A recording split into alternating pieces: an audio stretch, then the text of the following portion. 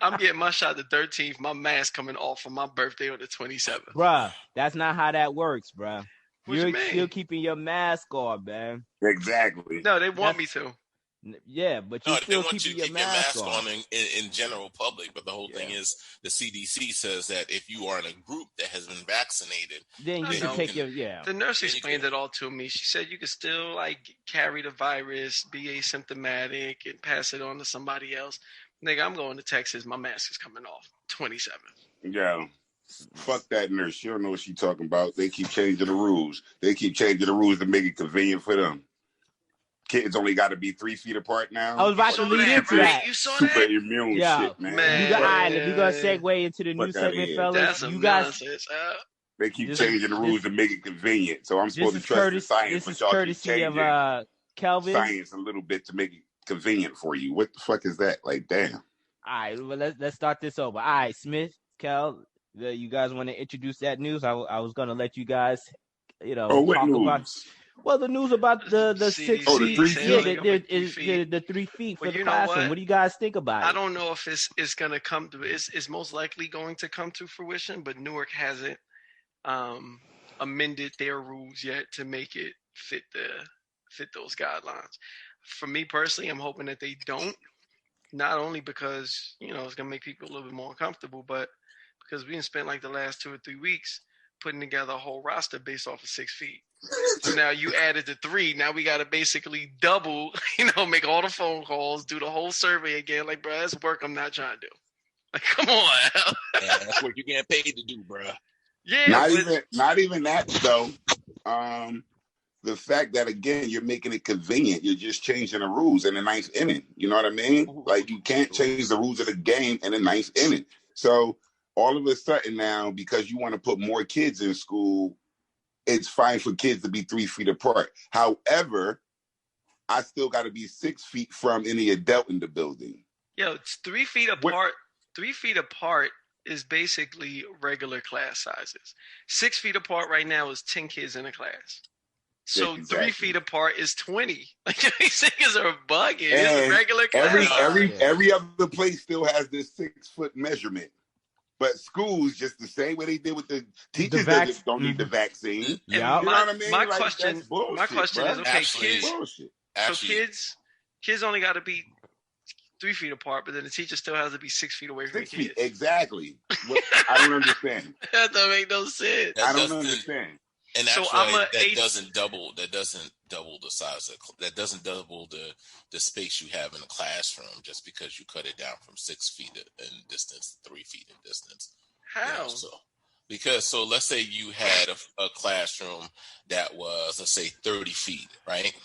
Mm-hmm. Within 30 feet, if you're separated by 6, you've got 5, right?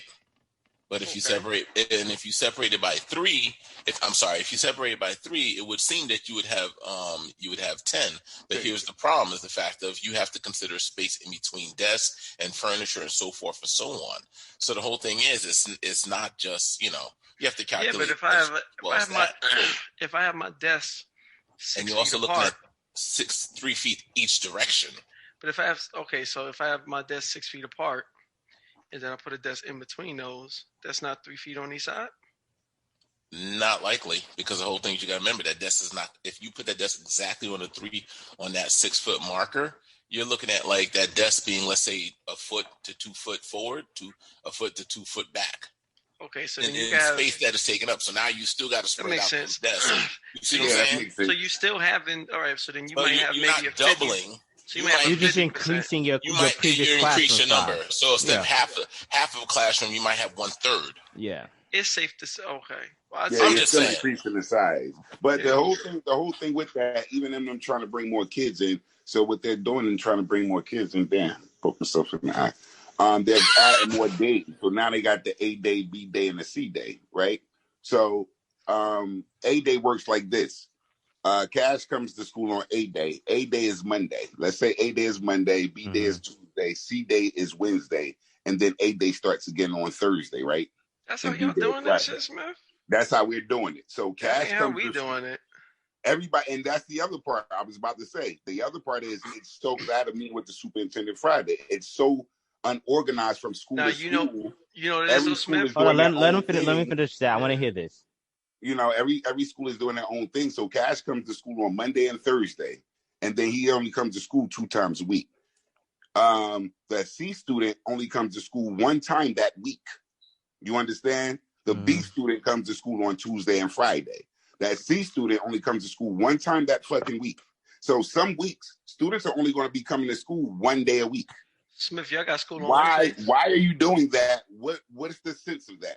And again, they're coming into school so they can work remotely. Yeah, that's the part that don't make no sense to me. They're coming in to get on a computer. Yeah. So they can log in so they can go back out into the computer world. You understand? Yeah, so that's the dumbest shit ever. So you get one teacher in front of you. So you get one teacher in front of you if I'm your homeroom teacher, you get me in person, I'll teach you. But then when it's time for art with Mr. Smith pops up on your computer screen while I'm sitting there in the classroom. And then when you go to math, Schubert pops up on your screen to teach you math. When you go to science, Bradley pops up on your screen. So that shit is stupid. And I brought it up. I should be teaching a science class.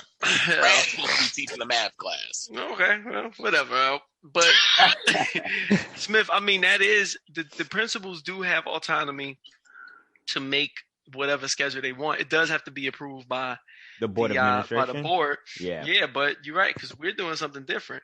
We're doing something different from what other schools are doing too. I mean, it's somewhat in the same context, but I don't know, man. But I would think each school has to adapt towards the facility and how many kids you have. Yeah. Because if you don't have the facilities that can support certain types of numbers, then you have no choice about it. You know what I mean?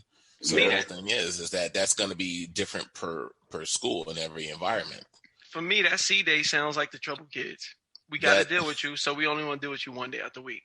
That's what it sounds like to me. No, because remember. No, because they'll be back on Monday. The C kids will be on Monday. Exactly. They come the following week. The C kids come twice. Smith, y'all don't have school Wednesdays, right? Now, here's the chaos. We do now. No, y'all got to have 1 day where y'all... say C day. Y'all got to have 1 day where y'all got the cleaning, when y'all got all of that cross-contamination like that. Yeah, they ain't figured that out yet. It's gonna change. Yeah, it's gonna change. It is. Do you know how many times our shit has changed? Man, I'm over it. Y'all go on, bring the kids in. They come in on the 12th. I get my vaccine on the 13th. It's 9 weeks. It's 9 fucking weeks, Cash. No, it's left in the school year? Yes. It's 45 days, bro. That's how many days these kids are gonna be in school total.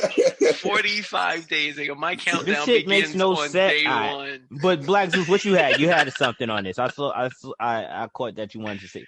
What you got, bro? Honestly, so I see where all the logistics of it is, and I agree. Like, I do think it's kind of late in the game for them to say, let's do this now, you know, and I know that they're trying to appease the parents and trying to appease the kids and everything, you know, but at the same token, like, this is a year you might as well, you know, just kind of put in the trash can, because 180 days, and you're talking about 45 last days out of 180. Like, dude, you're not even talking about like half the year and stuff. You're talking about 1/4 of the year. That doesn't make any sense for you now to, like, in the 4th quarter, now you want to start playing, like, in the game. Like, that doesn't make any sense. But the whole thing is there's politics involved and everything. And I was just about to say that, bruh. It's the politics that are involved with the CDC. You know, like, that's the one thing that's irritating me, because, look, I understand science is a science. I try because, as Black Zeus will always say, are you a scientist? No, I ain't a scientist. So I sometimes I like to buy down to the science. But sometimes it's almost hard for me to ignore that there is politics involved. And for the CDC to come out with this new guideline, it's just like, all you did was cause people like, Smith and Henry got to deal with the nonsense of having to, deal with the administration and see what they could possibly do. Like you said, Black Zeus, they should have just let it be what it is. And then come next school year, vast majority of people are vaccinated, and let that be that. Especially this shit is Joe bullshit. Biden, it's just like, why would they even do this shit right now? And Joe Biden already said what he said. He's trying to have everybody vaccinated by May. By May, Here's shit that don't make no sense to me, right? So I went and got my shot. And then the nurse was saying, at this site alone, today only, we vaccinated 300 people. So now all these 300 people are supposed to come back on April 13th, the second day that the kid's supposed to be there, and get vaccinated again. After that second Moderna shot, that's when they say, all of the side effects kick in. You might need to take a day or two off. Mhm. I'm trying to see what this shit's looking like when 300 niggas call out on Wednesday. And that's just on that day. Yeah. That past Friday, she was like, still the upcoming Friday, she's like, we got 300 more, what's the names? So it's like, we already gonna be shorthanded. Then what happens once the teachers is on some shit like, man, fuck this, 3 feet, I'm calling out. We got 5 teachers absent. Who's covering? That's the shit that is like, Mr. Smith, hey Smith, we know you was teaching art today, but now we're gonna need you to physically report to this room and sit in front of these kids. We're gonna be cross-contaminating like a motherfucker. They just need to wait until the next school year. That's Next it. school year. Rock out, yeah. And to touch September. on Smith's point, we got like a third of the kids coming in the building, and 66% of them are still home. Yeah. Like, come on, Al. How much of this is just, I don't know, man. I think they're just trying It's money. to play. Yeah, It's money. That's what it comes down to. And You is can't it claim- money though? Like what It money is. is being made from kids going to school? Well, That money's already coming out. It's called taxes. Mhm. So what money's being made from kids going to school? Well, for one thing, there's money in the testing, and then there's certain funding. Like, it doesn't make any sense that, like, even Money on what testing? even the standardized testing. Who So makes money even off of though that? there's a certain amount of money that's allocated to the public schools for it. So if they're remote again, then we lose it. So They like a don't lot of the get shit that, doesn't yeah. make sense to me, because it's like, that it's a pandemic. That things are going to go back to normal next year. But when they move forward with like the budget and allocating funds, they base it off of your current numbers.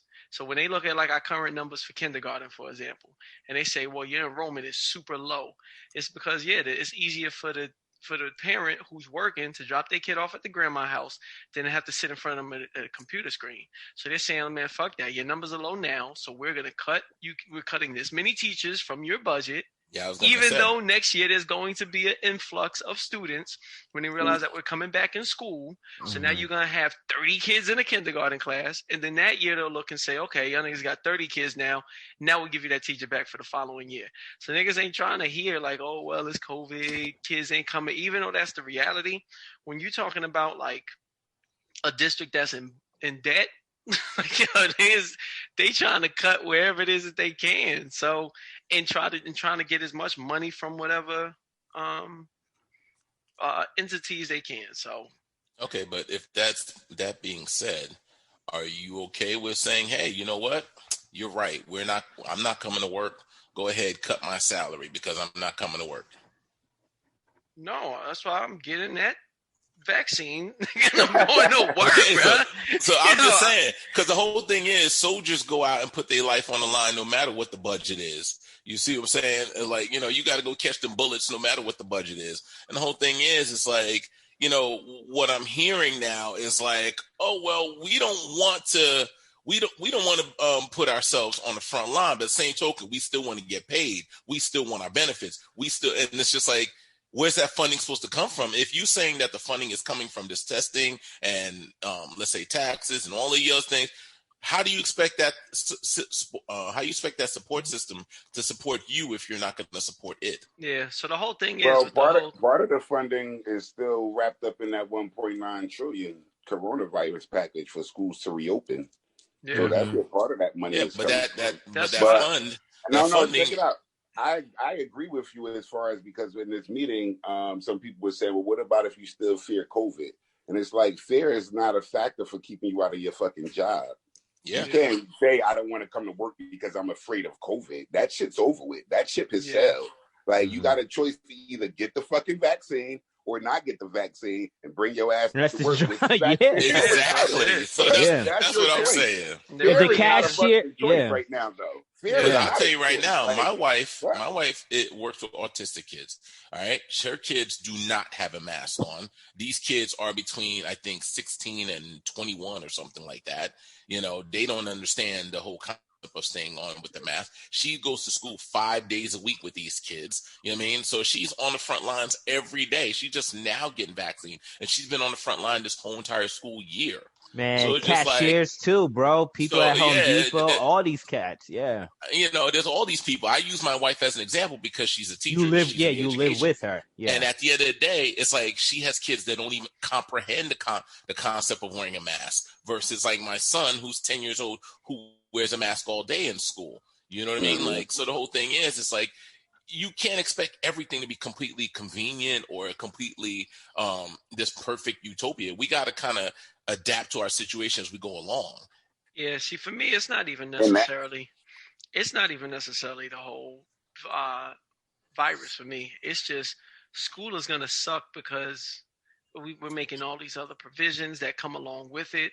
Like, that's the part that's going to say, you're sending kids. Okay, so we're stuck between, we normally let kids in at 8 o'clock.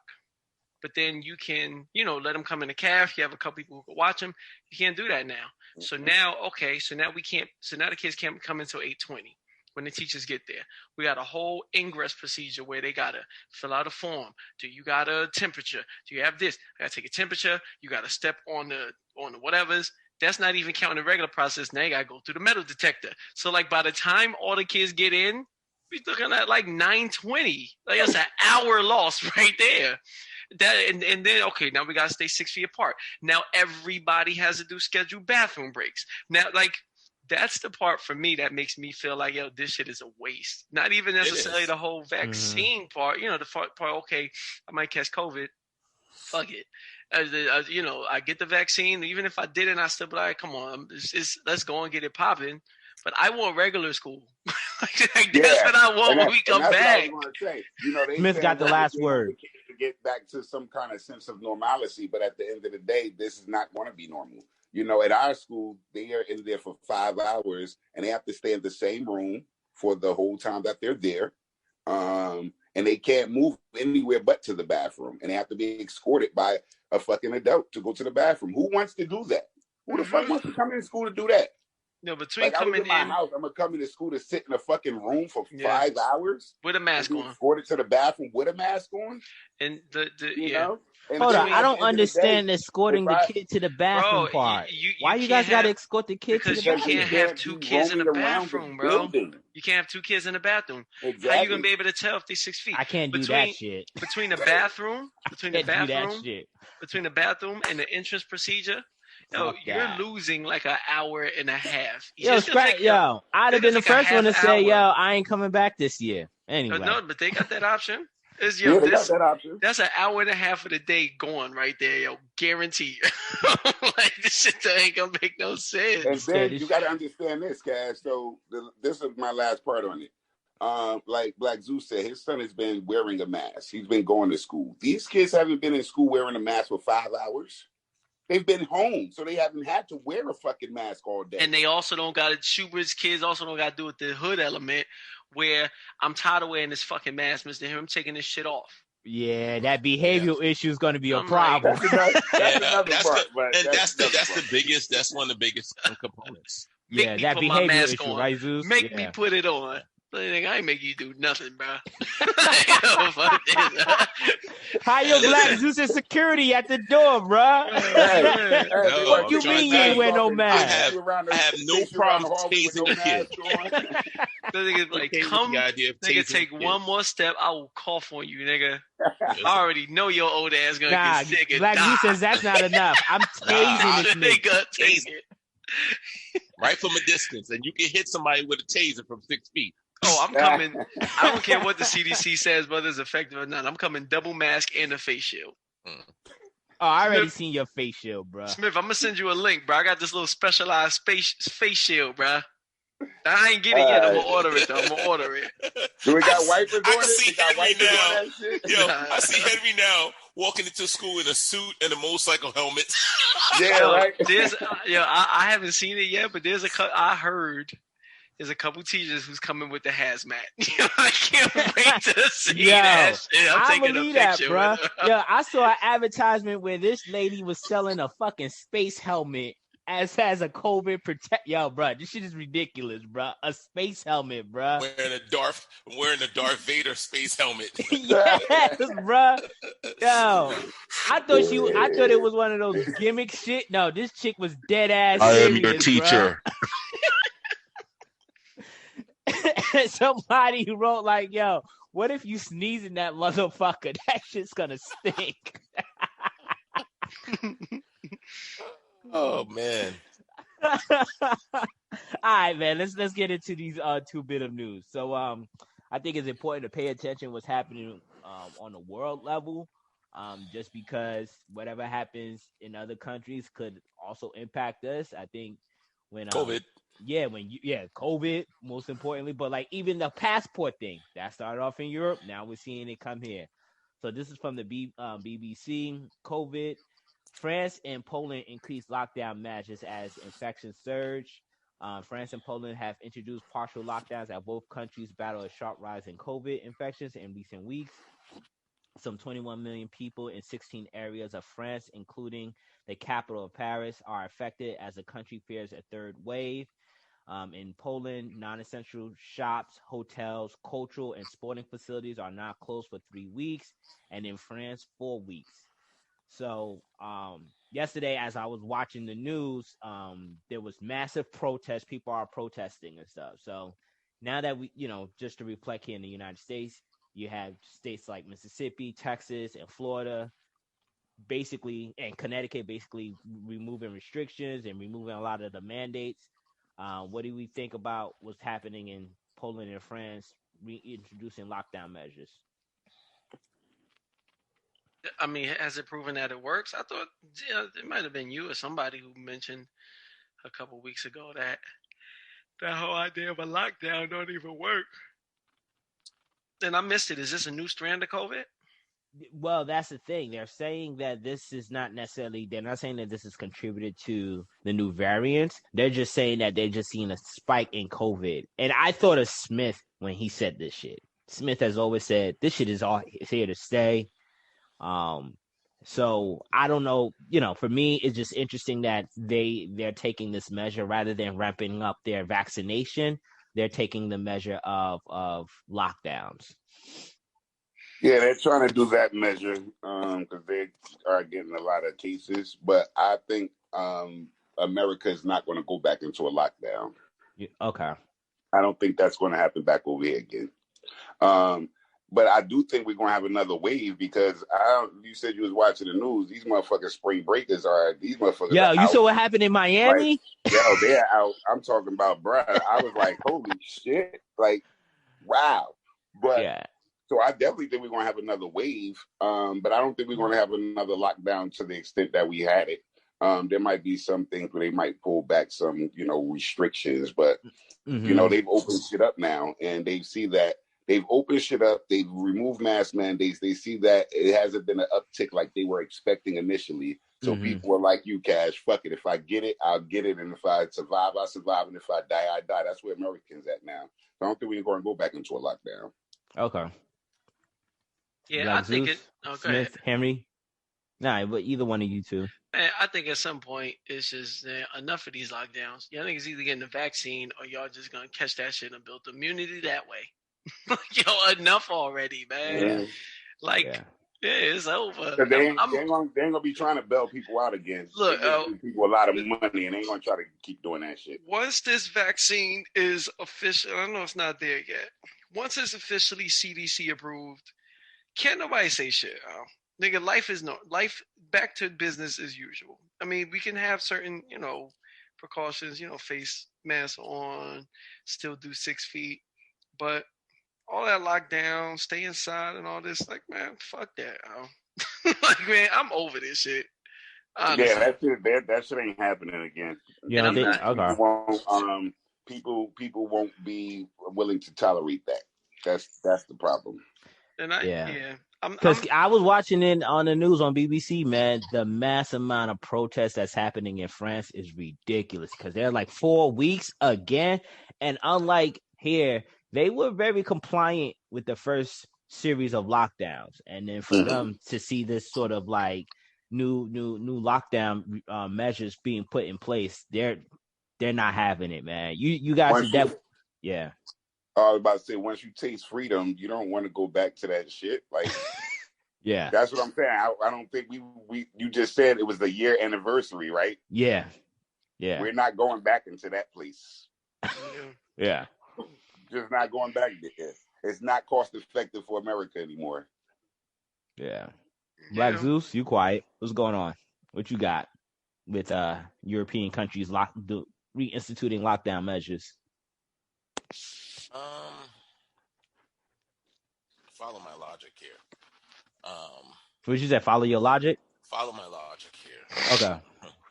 So, remember when Governor Cuomo, I believe it was, put this whole thing about like people not supersizing their drinks or something, and people putting calories on. Oh, that was Bloomberg. That was Mayor Bloomberg. Right? Yeah.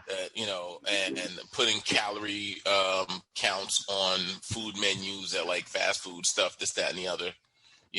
Trying to educate people, trying to empower people to take better care of themselves for their own health, for their own well-being. That didn't slow down people going to McDonald's. That didn't slow down people for saying, oh, if I can't buy a supersize, I'll get two, or I'll go to the refill, this, that, and the other. And at the end of the day, like, you know what, that's up to that individual to, if they want to get diabetes, heart attack, stroke, whatever. That's an ailment that only affects them. Things like COVID, flu, smallpox, the Black Plague, if you will. That's where it's not just you. It affects everybody else around you, your family members, your friends, your coworkers, this, that. And it's a selfish ass thing to not consider the fact of how your health impacts other people's health. And that's the thing. America is fucking selfish as shit, America's fucking selfish as shit. It's like, that we're like, oh, it's okay if I get sick. I don't care. I'll take the chances. But you're not considering how many other people around you will get sick until you lose someone beloved or someone close to you. Then you have second thoughts on maybe I should have made better choices. And honestly, there's a part of me that's like, take the rails off. If they want to go off the cliff, let the lemmings go off the cliff. Let them leap to their own death, but just don't try to take me with you. That's all. Yeah. Well, I think we've been, outside of this virus, we've been selfish in every aspect of our life. People who drink and drive, that motherfucker is selfish as shit. Motherfuckers. Yeah, but the difference is people that drink and drive and they kill someone, they hurt someone, they can be imprisoned. They can be punished for that crime. Someone who gets someone else sick and they die, there's no punishment for that. There's nothing, yeah. You take hold on. You kill my mom. All right, what about secondhand smoke? Wear a mask. What about people who smoke cigarettes and now somebody else is, now inhaling? The difference is with secondhand. No, here's the difference with secondhand smoke. If I see you smoking, I could walk away from you. I can't see COVID. All right, fair point. No argument. Fair point. So I'm just saying, it's just. Well, the only reason why I bring all this up is because a lot of times we know certain things like cigarettes and still exposing people to secondhand smoke, people who drink and drive, people who commit random acts of violence. I just think that human beings in general have selfish tendencies. But Agreed. I think also with that is, I think this was comedian George Carlin. I don't know if you guys know that. Know him. Of course, know George. And he had a very great stand-up bit where he talks about how a lot of times government could create scenarios where they basically remove your freedoms and liberties and stuff like that. And I think as we've seen with these COVID CDC measures and stuff, a lot of this shit, while there is science to it, I think is almost undeniably where some of it has been politics. And I think some people are tired of the politics of COVID. Mm-hmm. And that's understandable. And that's understandable. And that's me. But here's the thing. As the saying goes, your freedom ends when your hand touches my nose. Mm. All right. That's the length of your freedom. Mm. All right. As long as you can't touch me, you're free to do as you will. But as soon as your hand touches my nose, you have given up your freedom. Mm-hmm. Mm-hmm. You understand what I'm saying? So that's the thing. It's like we say, like the Benjamin Franklin, those who give up liberties for a little bit of security do not deserve neither liberty nor security. Yeah. You know what I mean? Which is bullshit. There's a certain limit of liberty you can have. When your liberty affects someone else's liberty, it's like saying, well, this dude is horny, so let him go around raping women because he's free to do what he wants to do, right? Like, no, but there has to be a limit. My point is there has to be a limit to when your liberties intrudes on someone else's. Understood, but at the same time, I think for some people, they're just like, all right, if you're someone who fits into the category of being elderly and someone who has two or more comorbidities, or someone who's just honestly scared, you do have the free will of not having to go outside and not having to basically do the things that everyone else is wanting to do. I think the problem is where you have this conundrum where you have a half of the population is just like, look, these lockdowns is not good for my business. It's not good for me as a parent. It's not good whatsoever. And based on the science thus far, it doesn't necessarily impact the vast majority of people. Those people who are impacted by this or who could be impacted by this, let them take the precautionary measures. Don't stop all of society for that. This is true. Fair and point. That's the conundrum. That's the honest the conundrum. Conundrum's not there. The conundrum's not there when they simply say, okay, fine, you can have the freedom to move about as you will. But for the interest of your fellow man, your fellow human being, put on a mask. Oh, is that too much of an inconvenience? That's imposing on my liberties. No, I think honestly, when if we honestly reflect back when this all first started, I would say within the first month of this, I think everyone was doing the right things. I wouldn't say everyone was doing the right thing. For the most part, I honestly felt like, yeah, I think they was too, but I think it's because they didn't think it was gonna last as long. Yeah, exactly. Like I think honestly, for the first month, everyone was doing the right things, and then I think once you, No, there wasn't. But go ahead. You don't think so? I don't think so. You got to remember, your emperor never believed in this shit, so no. But like I think just when I look at various new clips and my fault, Cat, but out the gate you had people that followed one way of thinking, and you had people that followed another way of thinking. Right off the gate, you had that. So there was never one time where we all said, "Hey, let's all try to wear a mask and see what happens." We never did that. No, I would say this: there was misconfusion from everyone. Yeah. And remember, I was saying if we would have just stopped for a minute, we would have just shut this shit down, and everybody would have conformed. We would have been at a different place, but we never did that. That's what happened. We never did that. We never stopped. We just Instead, we watched YouTube videos about 5G. Instead, we watch YouTube conspiracy videos about 5G making COVID. About 5G giving us and start burning down cell phone towers. That's what we did. That was far fetched. That was what we did. That was far fetched. It was just like it was one thing, man. That was far fetched. I know exactly what you're talking about. Like I was like, what? I was just like, yo, I love Look, I understand the concerns with 5G. But at the same time, for internet speed, I kind of like this motherfucker. I was like, yo, my laptop right now is 5G. It's just like, same here. Like, I love the speed. I don't like I love the fact that I'm not disrupted, but it is what it is. I love the fact that, like, right now we can have this conversation, in real time without lag. Exactly. I haven't had any sort of connectivity issues, but it is what it is. All right, fellas, transitioning into the book last week of The Myth of Capitalism by Jonathan Tepper and Denise Hearn. Hopefully you guys enjoyed the book. So we got 3 questions this week. So let's get to it. Let's start with Henry's because he'd be the first one to dip it off. So America has monopolies on one hand and bailouts on the other. Are we a country that lives by the motto survival of the fittest? That's a good one. No. I think the concept of survival of the fittest is not a thing, according to a lot of the facts that was presented in his book and things that I've always kept up to date with in regards to, when I remember being at my profession, as you guys know, I work in corporate America. I remember the '08 financial crisis, and I remember the bailout that was given.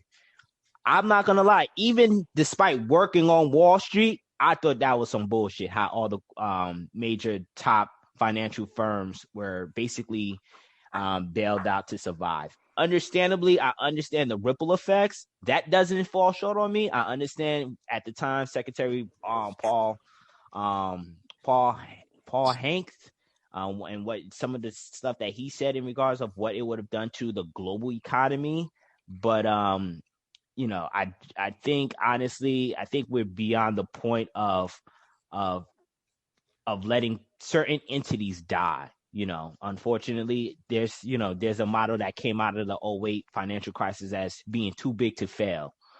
So if you're a company that is deemed essential to the point where you make up a good part of our global economy, you just won't die, despite how flawed your whole operation has been.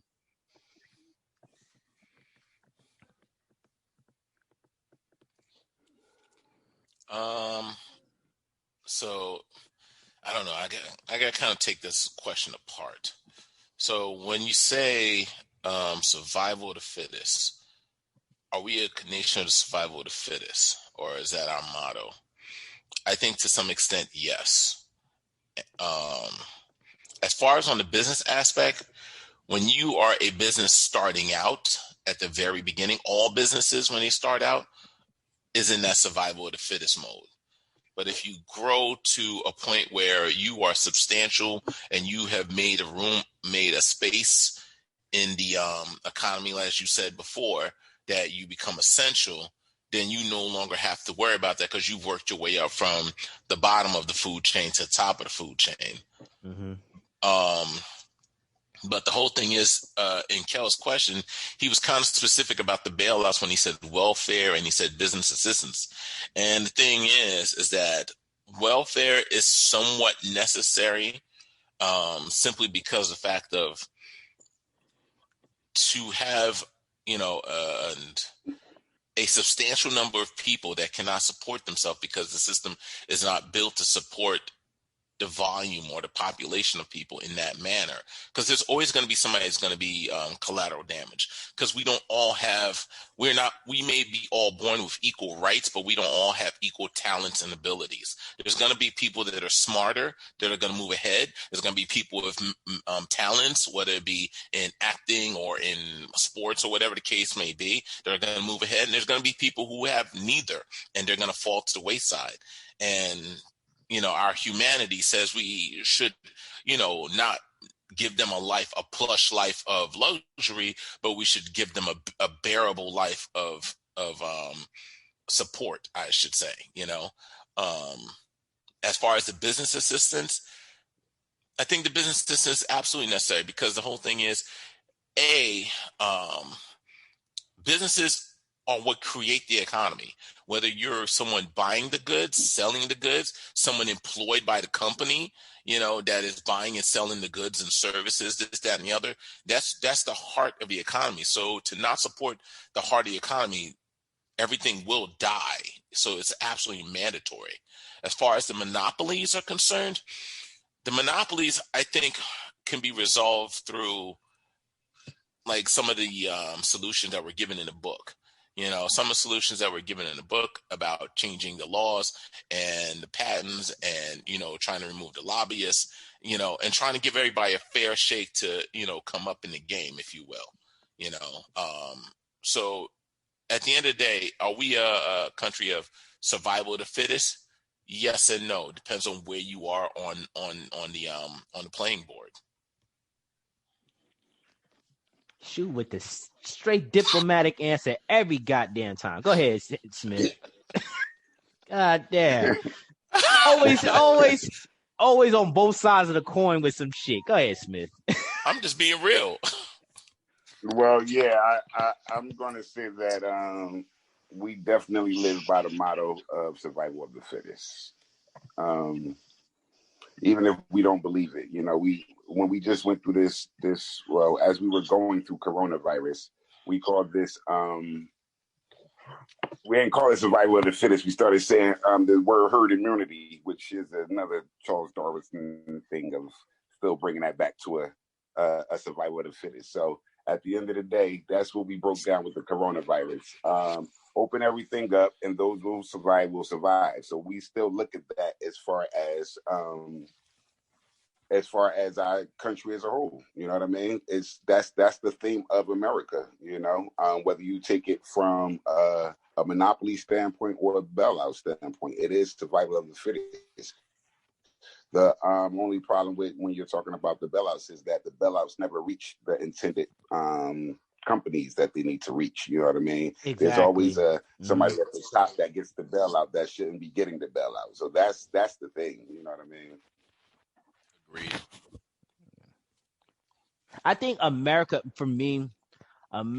has mastered catchy mottos and catchphrases like the American dream, and like how that, when you dissect what it means to have the American dream and you look at the historical setup of this country, it's just like not everyone was given equal opportunity, not equal outcome, but equal opportunity to have the American dream. And like when we talk about survival of the fittest, I don't know. It's just like when you think of, like you just mentioned, with the whole PPP during this pandemic and how the first round of aid that was supposed to be given to small businesses, and you had organizations like Ruth Chris Steaks and the LA Lakers, and how they were able to finagle that. It's just like, that's not some survival of the fittest shit. That was just on some straight up greed shit. And I don't know. Like I like to, every time this country likes to present America being one way, I like to think that they're selling us fake designer glasses and shit like that. There's more to it. A catchphrase. Yeah, it's just a catchphrase. Yeah, it's just selling us catchphrases and shit. I don't know. It's like, it's similar to like how they say America's number one, but are we really dealt with our poor education system? I think it's more, that whole survival of the fittest is only when it comes to us and other countries. Like, I feel like we'll shit on other countries to push ourselves ahead, but we bail our own people out. And I mean, I guess it's rightfully so. The only thing that I really think about is, it's like, okay, if we didn't bail niggas out with welfare or whatever, what have you, would the crime rate increase? Like, that's the only thing that makes me for it. Absolutely. Outside of that, like, there's a correlation. Yeah. Outside of that, I feel like niggas need to go out and get, like, y'all niggas need to up your motivation. I was tied between sending this question or another one that I had that basically touched on, like, the fact that they said how kids are expected to make less than their parents nowadays. Mm-hmm. Like, to me, that shit is crazy. That a nigga won't go get a second job to make more money. It's like, and I'm not even saying like, like, the job could be whatever. Like, I get there's a job shortage in certain aspects, but man, if I sit here and look and be like, yo, I'm making 40 G's, my parents made 50, I could go get a part-time job and make 51. Like, I'm gonna go do that shit. So, well, I think the job landscape, and I think one of the things the book has touched on is when you look at any wage comparison to inflation of other goods and services. If you look at that sort of chart over the past 40 years now, for those who are listening, it's just like you see this sort of slow trotting up of the people's wages, whereas everything else have basically ballooned astronomically. So, like, yeah, and it's just like you look at it now, like to share a personal story, like my sister-in-law, she's looking to buy a house. She offered $20,000 over the offering price and still lost out, bro. Yeah, dude, I had to kick in 50. Yeah, still lost out. So it's just like when you think about what today's economy look like today compared to, like, our parents' generation, the shit is insane, bro. Like, unfortunately, it's going to become the haves and have-nots, and what type of life, and what type of lifestyle and resources you could provide for your kid, Yeah. Because you still got the wages are still stagnant. Exactly. The inequality is still growing, and the workers are still struggling. Yeah. And you got the people at the top that's like, oh shit. Yeah. And Cash, that it opened up a little more to the golden parachute. You know what I mean? It opened up a little more. I think in 9, it opened up a little more. Yeah, it did. But, it did. And just explained a little more as far as, I'm still set up the golden parachute because when you leave my company, I expect you to go to the Senate. Yep. That's part of the golden parachute philosophy. When you leave here, you're going to go to Washington and you're going to write legislation. There's that revolving door. That's that golden parachute shit. Yeah. It's that revolving door part that I was missing. I didn't get that part. You know what I mean? Because so full understanding now. Like for me, like I said, being in the industry that I work in, and I saw the 08 collapse, and I saw how that all played out. Like for me, that survival of this shit mean it didn't resonate anymore. I was like, yo, this is a game orchestrated for certain people to win. Mm-hmm. Can you win on a lower level? Absolutely. I would never say that, there's no hope. Like, I'm a capitalist. So it's just like, I think there's always opportunities for you to make money, but the grind you have to put in now to make money versus to like what our parents had to do. Like, yo, you work one job, you got a pension, you got all these benefits, like your life was set. Now it's just like you got to have 3, 4, 5 different hustles. Like, look, Black Zeus didn't drop the book. Purchase the book, fellas. Like, you got to do shit like that where you purchase him, writing books. Got to drop podcasts. If you got a hobby, you got to actually selling fish sandwiches on Friday. Exactly. My man Smith, he goes fishing. Rather than doing for leisure, that motherfucker might have to start selling fish sandwiches. Hey. So it's just like, it is what it is, man. And like, that's just a necessary hustle, though. It's shit that you gotta do. Bruh, our parents didn't need to hustle that hard, bruh. No, they most definitely didn't. But niggas, that's some shit that we need to do. But we also have to look at the fact of our parents, like, how common was it for your parents to have a college degree or a master's versus nowadays everybody and their mama has a master's. Yeah. So, whenever any commodity or any item has everybody having it, it drops the value or drops the price of it.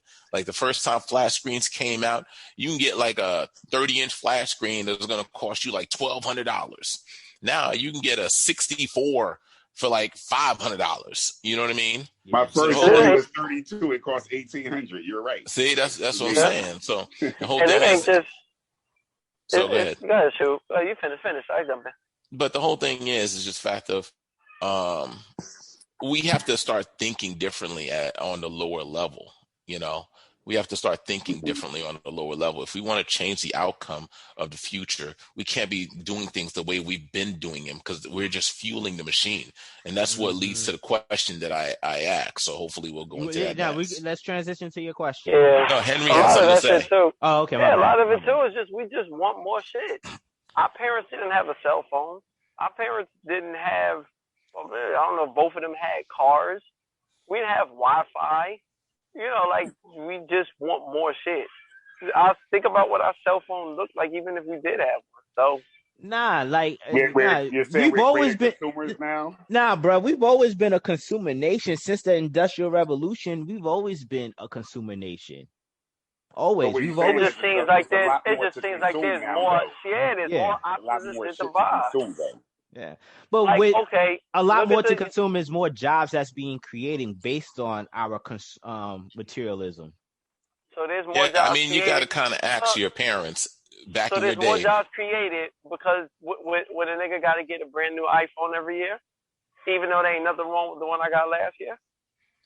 Well, yeah, that just helps shareholders. Even though the iPhone's not made over here. No, that's what the fuck I'm saying. Like, come on, like shit like that. Ask your parents if they had to buy Gucci or Louis Vuitton or any of that stuff back in their day. You know what I mean? Like if that was even a thing for them. I'm pretty sure there was something. Dude, when I was growing up, I remember people just wore Lee jeans.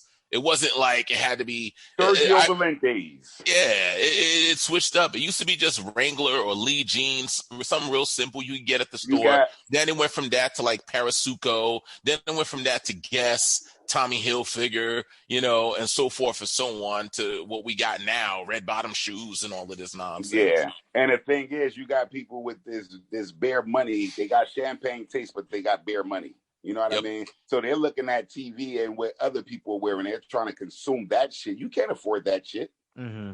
Like, you can't afford they're trying that. to maintain an but image. You're trying to make it so you can afford that. You're trying to live a lifestyle that's not your life.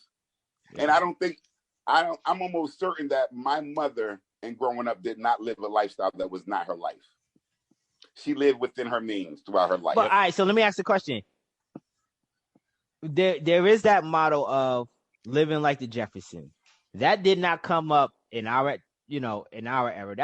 That came up around the era where the television show The Jeffersons came about. So like, I'm pretty sure people back then were seeing people living beyond their means and doing wrong. things. No, because hold on. Let me finish. Okay, go ahead. I apologize. Because I was reading an article about baby boomers, right? And baby boomers are now at a point where the vast majority of them are entering retirement age. And this was on marketplace.com. And if I could find it, I'll share it with you guys after this podcast. And what they found out was the vast majority of baby boomers, despite all the opportunities that were given to them, they do not have, I think on average, a lot of them has less than $50,000 in savings. So my thing is, you grew up in an era where there was an abundant amount of that you didn't have this sort of gap in inflation where you're paying an exorbitant amount of money for a lot of things, but yet you're entering retirement now with very little to show for it. So it's just like, what happened there? And one of the things the article showed was just like, you had the introduction of credit cards, you have the introduction of other things that baby boomers took advantage of, that kind of, even refinancing, like people, buying their second homes, taking money out of their homes and going on luxury vacations and buying yachts. That's not us. That was the baby boomers too. They engaged in a lot of stuff. Or you saw some dude, didn't do much to save for their kids, didn't take out insurance because they're just like, I'm buying this new Cadillac or something like that. So, I don't know, man. I think we've all seen, I think we just don't pinpoint it. I think we've all seen the older generation indulge in consumerism just the same way that today's folks are indulging in consumerism. I could agree to that to some extent. I could probably agree to some extent, but the whole thing is that we also have to consider two things. A is the fact of majority of people do not have financial education and like we're still in this mindset of you got to save money instead of invest money. That's true. It's like, okay, so you mean to tell me you're going to save money when the inflation rate goes up by 2 to 3% a year, but your saving only gets 0.003, Well, to their defense, CD rates like a little over 20 years ago, you could have got a CD that was like 13-14%. Absolutely, you're right. Yeah, but way back in the day, but those CDs only last you for what, 4 years? 4 or 5 years. But 4 or 5 years. You're talking about decades, dude. Decades. Things have changed over the decades. As Black Zeus said, it's the financial literacy. So you can say our parents were consumers or it was similar, but they didn't also understand the financial literacy. Remember, that was the generation that was hiding money under the fucking mattress, bruh. Yep. So you're saying about savings, where the savings was under the mattress. That's where the savings was. They dealt with cash. They didn't trust banks and shit like that. Different generations started to trust banks and put their money in. So it's still different, you know what I mean? Like I said, what I actually watched and witnessed was different. And I was actually telling someone the other day that when I first moved out of my, when my mother divorced my father and we moved, the only thing that we had was a pull-out bag. You know what I mean? That's all we had. So that's what I'm saying, within means, and then grew from that shit again, like leaving the house and everything and growing from a mattress, you know what I mean? A convertible bed, and then letting that grow into something that became abundant with people coming by and like, damn, y'all got everything. Nah, man, you don't got shit. You're just working hard. You know what I mean? At the end of the day, it's like Henry said, it's a certain work ethic, but we nowadays we consume way above. You know what I mean? We want to keep up with the fucking Kardashians, bro. Damn, we went from the Jeffersons to the Kardashians. Yeah. But here's the difference, though. Here's the only thing I'll say back in the day with Jefferson. Like, if you looked at the shows, especially in Black America, that showed you something like Keeping Up with the Jeffersons or the Cosbys. The Cosbys were an attorney and a doctor. The Jeffersons owned their own dry cleaning franchise. All right. The whole thing is we didn't pick up on, not enough of us picked up on the positive aspect of that. It's not like they were just coming up working at the dry cleaner or working at the hospital or being an assistant to no, they had careers and businesses. They were entrepreneurs and they were career-minded people, this, that, and the other, white-collar people that were making it in America so they can have that lifestyle. And the thing was the fact that we just wanted the lifestyle but didn't want to put in the work. And that is the detriment towards it's the mentality of the people. You have to teach. I'm getting ahead of myself. Let's get into that next question. Okay. My man Black Suit's about to give a whole dissertation. Yeah. All right. If corporate giants influence, manipulate, and dominate the markets and the government, then how their monopolies and cartels be opposed? I'm sorry so the whole thing is what I was saying, like if the corporate giants basically influence, manipulate, and dominate all the markets and the government, how can we oppose, the monopolies and cartels? We can't. We can't. I'm about to say, how can we oppose them? Yeah. The motherfuckers they got too much influence, bruh. So here's the thing. At the end of the day, the government, the economic system, all of it is a system. All right. And we don't realize that we fuel that system. 90% of us, are conditioned and trained to say, I'm going to go to school, get an education, and get a degree, get myself in debt so I can go work for someone else to keep the system going. All right. Because the fact that we're not conditioned or educated to become entrepreneurs and open up our own businesses, especially in our own communities, specifically in the Black community. The Chinese man comes up and opens a Chinese restaurant, a hair, wig supply store, beauty supply store, and we fund it. The Indian man opens up a 7-Eleven, a Dunkin' Donuts, and we fund it. The Jewish man opens up a clothing store, a sneaker store, this, that, and we fund it. We don't build our own businesses in our own communities. So yes, we are being dominated, manipulated, and influenced by all of those things. And we're giving that to them instead of saying, you know what, this is my community. Let me open up a Black-owned business. And then the thing is, a community needs to also say, listen, here's a Black-owned business that is not only contributing to my neighborhood, but may hire me and my other friends if they grow large enough. So we shouldn't be going to a Black-owned business and saying, come on, bro, hook me up, because for some reason the Black-owned business doesn't have the same expenses and overhead as the Jewish business, the Indian business, the Chinese business in your neighborhood, right? That make a lot of sense, right? So you should support your Black-owned, your small businesses, and you should push for more entrepreneurship in within your kids, because the whole thing is, the only way we're going to change this is if we stop fueling the machines. If there's no one to work for Amazon can't constantly grow and pay you bare minimum wage or whatever, or less than this, that, and the other, or whatever these other companies are doing, this, that, and the other. If you are saying, I'm going to support my local restaurant, my soul food restaurant, my Jamaican restaurant, my, Haitian restaurant, instead of going to McDonald's, all the time, then guess what? You'll have more Haitian, Jamaican, soul food, this, that, and the other type of restaurants in your community. If you're saying, I'm going to support smaller Black-owned businesses, such as if there's a supermarket, a grocery store, a corner store, a small gym, whatever the case may be, that you are going to change in the environment. But the thing is, we are afraid to go into that avenue, because the whole thing is with entrepreneurship, there is no golden parachute. There is no parachute at all. You're taking a gamble. This is where it is survival of the fittest. It is where it is survival of the fittest. And if I get it. Statistics says that first 5 years of any business is where they typically fail. And that like 50% of businesses fail within the first 5 years. And I think it's like 80% of businesses fail within 10, something like, if I remember the statistics correctly. And if you look at predominantly, most of our successful Black people, are mostly getting a degree and then going to work for city or government, whether they're teachers, no disrespect, administrators, social workers, or any of those industries. Very few of them go into like the financial industry, such as yourself, Brad. And I'm sure you've seen that. Mm-hmm. I'm sure you've seen that. You know what I mean? Very few of us go into any other industry other than government.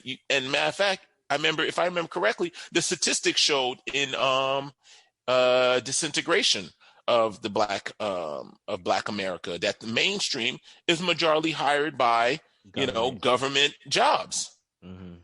So how are we supporting ourselves and changing the system if we're not going to actually, if we're just assimilating into it and then we're complaining about it? I got you. Well, that's what we're gonna do. We're gonna sit and complain about it. You wrapped that up nicely with a bow, but that's what we're gonna do. We're not gonna worry about corporations engaging in predatory pricing and misleading advertisement and all that shit.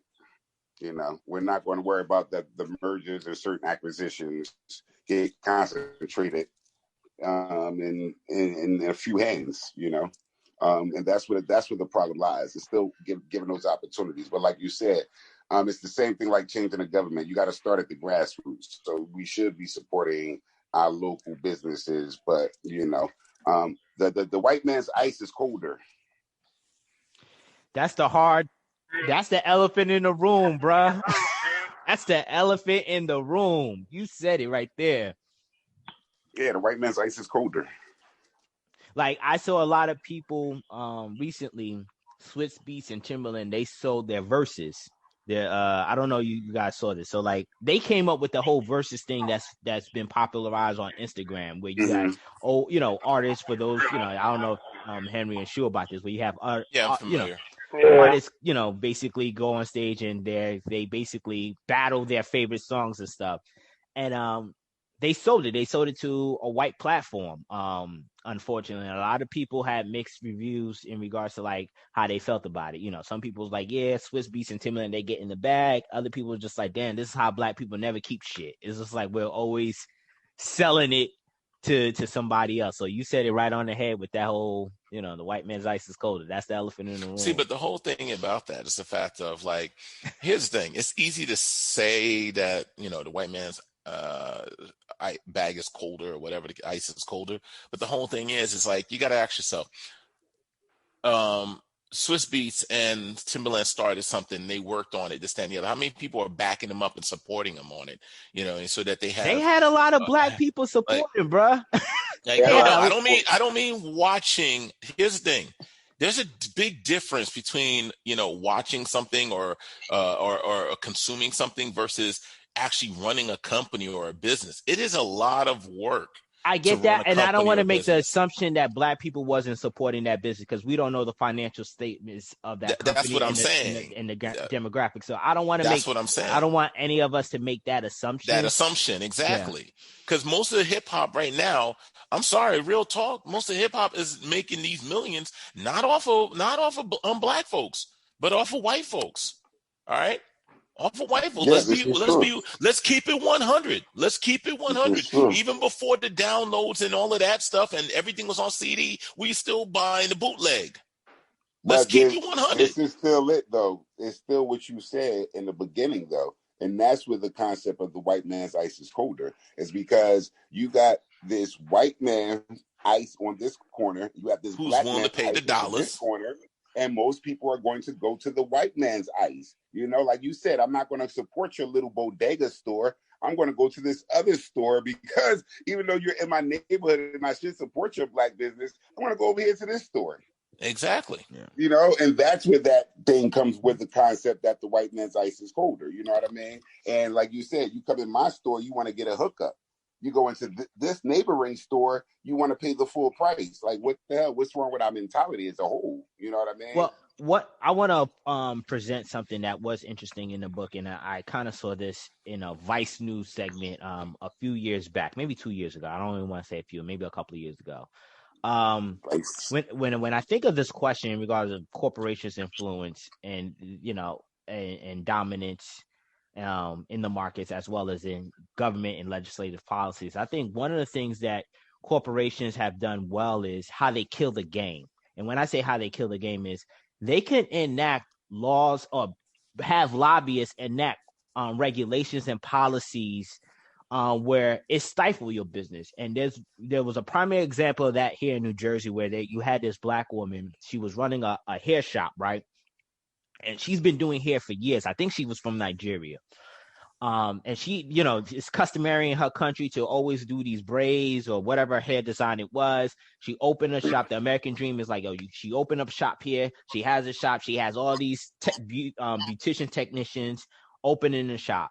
Next thing you know, New Jersey passed a bill where up the rules mixed up the rules where now these women not only had to get these licenses, but they also had to have like a certain number of hours to demonstrate that they are masters of their craft. Mm-hmm. And it's just like and this book kind of touched on it. It's just like yes, I get supporting the local businesses. It is one of the solutions that this book has definitely presented. Like we have to do a better job doing that, particularly in the Black community. If we're going to insert race into this, but there's something about how corporations are very sneaky in regards of like, oh, okay, we see you rising. We got these connects in government. What legislative policies we could put in to stifle your growth? And now you're running your company. You get this new bill by if it's a restaurant, by the health officials in New Jersey or whatever the business is, you get a bill from the state that says now we're switching up the rules. Before you could have ran your business smoothly, but now we're requiring you to do this. And I think that's one of the sneaky, underhanded things about these large corporations is just like they have government so much in their back pocket that they could easily have the rules switched up on you before you even know it. And then it's just like they're slapping fines on you and they're slapping all these other things on you where it's just like it stifles your growth. Yeah. This is true. I completely agree and concur because so for instance, my massage therapy certification, you have to go to massage therapy school for roughly about 10 months to get your certification. Even with the 10 months of schooling, you have to do 220 hours of hands-on clinical work. All right. That right there costs you about 10 grand. All right. That you got to come up with that money. After you go through all that, then you still have to go and get a national license through the, what's it called? MBLEX. You still got to get a national license through MBLEX. And this national license, like the test is it's messed up the way they set up these tests now. So before, you'd have a standard test that everybody would just take and you'd fill it out. You pay your $250 out of pocket, by the way, to take this national test. And the standard test used to be just like you go in, you fill out one of those bubble sheets and all of that. Now everything is computerized. The test is I forget what they call it, but basically the test will basically test you. So let's say you're doing, section red, and they say, okay, red, you're not, you seem to be mastering that very well. I'm sorry. So we're only going to give you 5 or 6 questions on the red section, but yellow section, you're having trouble. You're not doing so well on this. So we're just going to keep packing on more yellow questions. And not an even number of red, yellow, blue, whatever your weakest point is, that's the one that is going to hit you with the hardest. Mm-hmm. This computer is specialized to pick up on where you were kind of weak on, and it emphasizes the test on that aspect. Ain't that fucked up? Yeah, it's messed Ain't that up. Fucked up? Like, yeah. And also in this Vice News, they showed a barber. He was running his barbershop for years. Yeah, I'm talking about decades. And he said, they're forcing him to do some new shit. And he was just like, I'm forced to close my barbershop now because they're issuing this new mandate, and I'm like, yo, I'm not doing this. So I don't know. It's just like I definitely get, doing the things that we could possibly do. And I don't want to come across like I have a defeatist mindset, because I don't want to necessarily come across that way. But like, man, this book, as repetitive as it was, and we're going to get into the ranking of this book, as repetitive as it was still revealing in regards of, man, it's just like these corporations. We basically got to get back to competition. Yeah. Yep. Basically. Yeah. That's the key to it. Gotta get back that is, at the end of the day, that is the key. That's the game changer. Yeah. Like, that's the game changer. Yeah. All right. Last question. Competition drives down things and everything. Like, we got to get back to that. Last question before we get into the ranking. So this from me. The author cited that economist Milton Friedman believes companies do not share any social responsibility. Do you believe this is true? Let's start with Henry. Do you believe companies do not share any social responsibilities? Meaning what? So I believe this was chapter 10, and she was going on about, economists should not dictate, economies. So one of the most infamous economists out there is Milton Friedman. He has sort of like a laissez-faire mindset. So she shared a quote just saying laissez-faire. Laissez-faire mindset, and she shared a quote about how Milton Friedman does not believe that corporations do not share a responsibility, shouldn't share any responsibility in doing what's right for society and in the economy. Yeah, no, I don't think they do. I don't know. You know what? I think it depends on the size of the company. Nah, I'll take that shit back. I really don't feel like they do. I feel like, you take like an Amazon or Walmart or whatever. I don't really feel like they move based off of what's best for the economy.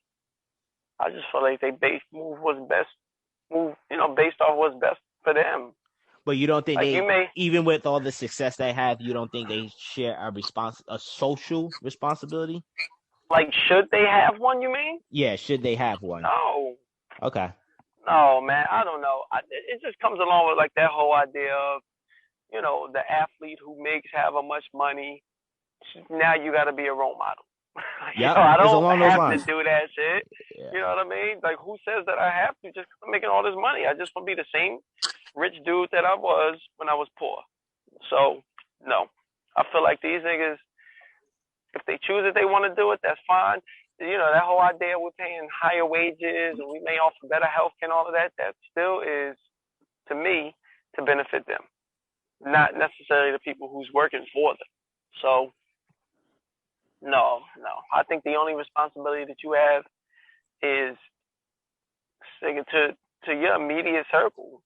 And that's not to say you're going to dick anybody over.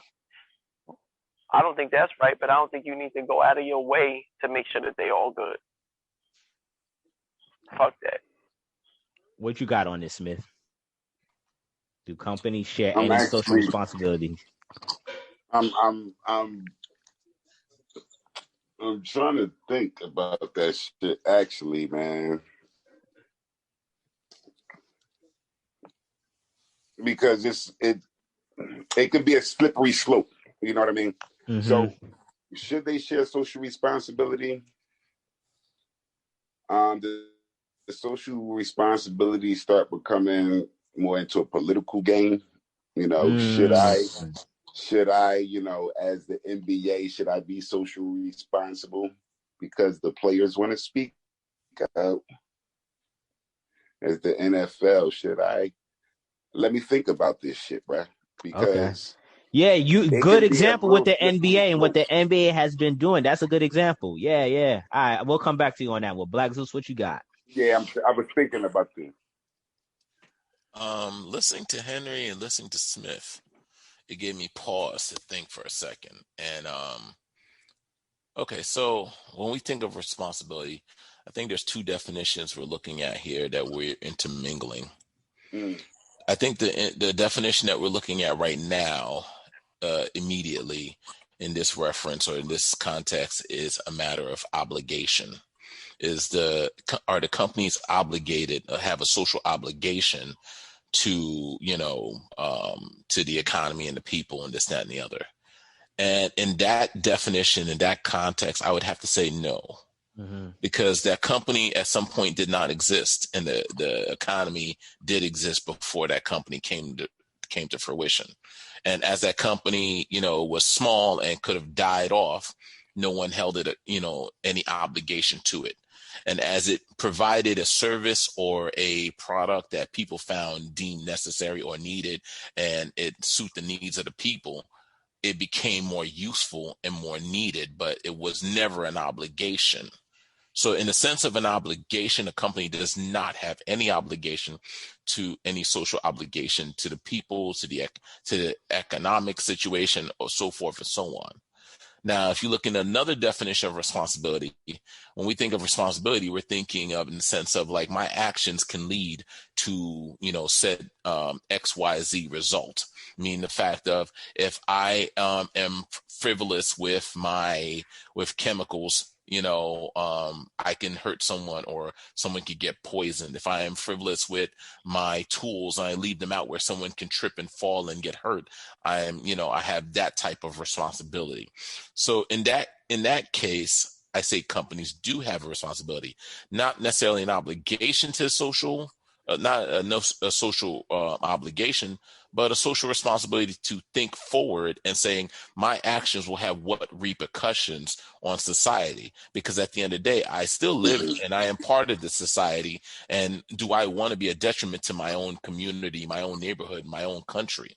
Because this will affect me, this will affect my kids, my family, my friends, and those around me. So I have to have some sort of moral, ethical decision-making in order to decide what level of responsibility I have to society. So it depends. If we're talking about obligation, no. If we're talking about, having the responsibility of thinking about the repercussions of our actions, absolutely. Yeah, and I think they should have responsibility. I think they should have responsibility depending on the situation. Meaning, let's say if there's a situation at Walmart that occurred with the Latino population, right? I think that it is Walmart's responsibility in that respect. You know what I mean? Whatever occurred, if it's lower wages or if it's women not getting parole, whatever occurred, that should be basically taken away. And the reason that should be taken away, their social responsibility, they got the responsibility to be for the social part. The reason they have the responsibility is because now, if you haven't done anything, then why should I still support your company when these people that are working for you, who are my neighbors, are not getting what, they're not being, what is it? They're not getting their just due. Yeah, you know what I mean? They're getting screwed over. So I think in that respect, they do have a social responsibility. I brought up the NBA because... Yeah, I wanted you to go back to that because I love where you... I brought that up because that, the NBA feels like because of not the audience that they serve, but because of their market. You know what I mean? Their general, not consumer, but the product that they're putting on the court. You know what I mean? Their business is putting this product on the court. And most of the product that they put out looks a certain way. So the product said they wanted to speak out.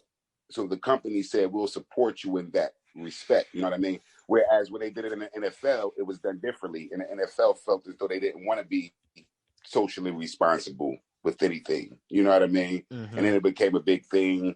Don't knee, don't take a knee, come out, stay in the locker rooms doing a flag salute. You know what I mean? It became a big thing. So I think you got to be careful of the companies being socially responsible, because then you get that monopoly of Facebook that starts dictating what can be seen and what cannot be seen. So that's where that slippery slope. That's where that slippery slope comes in. You know what I mean? Story. I like because that. I like how you cap that. Yeah. What are you being? What are you being socially responsible for? Facebook. You're going to take down something that's pro-black, but you might not take down something that's go storm the Capitol type shit. So it's that slippery slope is real. You know what I mean? Yeah, it is. Okay. That's why I said there's a difference between the obligation and just thinking about the repercussions of what you do. Because all right, so let me pose a question that was to add on to that. So in this book, they talked about how Walmart will come into a town, kill all the local mom and pop shops in this town. They're the main store now, and Walmart, for whatever reason, a lot of times it's not even financial, quite possibly. Well, I don't want to say a lot of times. Let me retract that. They might just say, you know what, this location does no longer serve as a purpose. Do they have a social responsibility now to stay there or put something back into that community where they decimated the competition? Yes. I'm surprised you gave that answer, Shu. Did you not? So here's why. Here's the reason why. Great. Once again, they don't. It depends on your definition. I'm not talking about. Do they have an obligation? No. But the whole thing is that should they think about the repercussions of their actions? Yes. Because the whole thing is, if you came in and you decimated the town, and you took all their resources away, and you monopolized all their resources, and now you're going to say, you know what? Now that we've drained this town dry, we're going to, like locusts, we're just going to up and move to the next place. It's like, that's fucked up. And and the whole thing is like, you are now essentially ruining not only just the town, but your customer base. And what are you going to do? You're just going to go from town to town, draining it until there's no resources left. Like, like I said, like locusts. Yeah. How is that correct? At the end of the day, you also have to think the fact that people are going to eventually see that stamp or that impact that you're having on towns. And it's going to be a matter of time before someone says, no, you are not allowed to open up a Walmart in this town. Yeah. I mean, the whole thing is people demonize, Castro. Fidel Castro. But that's the whole reason. That's the big thing that Fidel Castro did not want America to come and do into his country, was come and bring in their corporate monopolies that were going to sit there and abuse and take advantage of his people. Montclair's like that too. Montclair, a fast food chain can't open up in Montclair. Montclair, Verona, Cedar Grove. If you go into any of these towns where it's a little bit more affluent, I'll say, you won't see fast food restaurants. All right. Mm-hmm. There's only one fast food restaurant in all of Montclair, and that's the Popeyes near the hood. I was about to say, what's that, 7-Eleven? Nah, and there is a 7-Eleven. I don't even think that's Montclair, bro. I think that is Montclair. That's still Montclair? I thought that was Montclair. EL. Okay, my bad. No, that's still Montclair. The one up on Bloomfield Avenue by the Panera is still Montclair. Okay. One more block, you're over in Glenridge. Okay.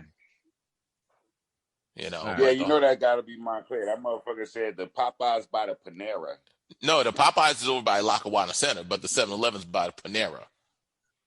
Yeah, but still, either way, they're right by the hood. I'm trying to think of where that Popeyes might be. Hold up. In Lackawanna Center. In Lackawanna Center. Where the Pathmark used to be. Oh, they're closing that up, bro. Yeah, exactly. They're closing that up and putting up condos. Yeah, they're closing that up. But in their ordinance. But guess what? There's still a Domino's Pizza over on what's that? Maple? New Street? What is that? That's Maple. Yeah. That's Maple. But so you agree that there is, if you're going to be a monopoly and you come in and you wreck shop and now you decimate what was a previously existing economy, there is a social responsibility to make sure that there's something in place if you're going to no longer exist there. Absolutely. There should be. There should be something in place. Okay. Definitely. Because that would be unfair to that community. You know what I mean? Yeah. And that community won't bounce back. I've seen it happen down south. There's a difference. So, for instance, hold on. You say you've seen it down south, Smith? Yeah, I've seen it happen down south. Mm. And the communities don't bounce back because once you shut these stores down that have been in the neighborhoods for so long, and you shut them down by bringing in something like a Walmart, they don't ever get back off the ground. You know what I mean? Like kind of with the pandemic, there will be restaurants that will never ever be on the fleet. Come back again. This earth again. You know what I mean? True. Like that's it. It's done. The pandemic was way too much for them to weather. And that happens with, some of these companies. That happened in Waycross, Georgia. And you go back and it's crazy because where they shut down all of the stores, you go back and it wasn't a Walmart that did it. It was another big shit that came. Not a Piggy. I don't know what the fuck it was called, but it was like an Acme some shit. And Now you go down there and they still got this big ass warehouse, like, or it looks like a warehouse, but this big ass mall like thing that is just sitting, and there's grass growing like in between the pavement and shit. So you just got like an eyesore. Nobody can put anything in there because, you know, it's too fucking big for me to put my little mom and pop shop in. I can't cover the overhead with this damn big ass. So Megasaurus the mall developer y'all has got to up come in. Yeah. Yeah, this Jurassic Park ass mall. I can't do that with this shit. Yeah. Yeah, man. But yeah, that happens, man. It's sad. But yeah, I think they should have a social responsibility. Yeah.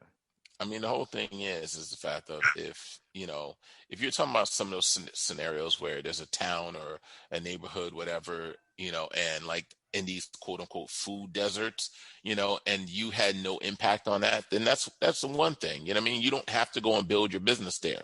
You know what I mean? It'd be nice if you did, but you don't have to go and build your business there. But if you've gone and built a business there that in a thriving community and completely decimated everyone in there and, done damage to that community, yeah, you have a responsibility. You have a moral and ethical responsibility to say, all right, listen, we're not going to be here anymore, but we're going to, try to help, fund or start some of these small businesses in this area or X, Y, and Z, or we're gonna, or we're gonna break down this massive building that we have and turn this into a small strip mall that people can get small sections of this strip mall and open up their small businesses again. Yeah. But you can't just like sit there and completely wreck shop in somebody's neighborhood and then leave it like that, damaged and ruined. Yeah, you guys get great solutions. I unfortunately that happens way too often where companies don't have that social response. That's what I was thinking about when I posed this questions. I was just like, damn, do companies have a social responsibility? And I was leaning towards yes because I thought of that particular scenario. Well, the other part, if it's a small enough town, the scenario could be very one that if it's a small enough town, I want to come in and basically take this town over. I bring in a big entity, shut down all the markets, and then shut down this big entity.